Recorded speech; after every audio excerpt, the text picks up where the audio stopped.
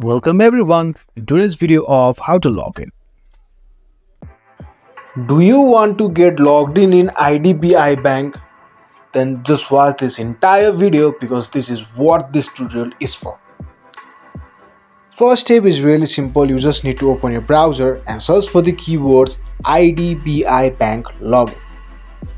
Let me type it really quickly and hit the enter button. Here you can see many search results related to IDBI Bank. Click on this link where it redirects you to the official website of IDBI. Just click on it, and this is the official website of IDBI Bank. You can see the login link at the top right corner. Click on it. Here is the personal form where you have to fill it for the login process. Here you have to fill login ID, and then you have to fill the password over here. This is not the password, it's CAPTCHA.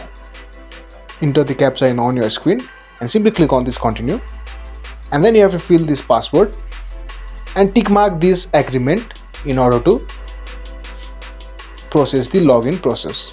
And click on this login button, and if all the credentials are correct, you'll be logged in IDBI Bank. Thank you for watching this video. If you want to find more helpful videos like this, make sure to like, share, subscribe and comment down in the comment section below.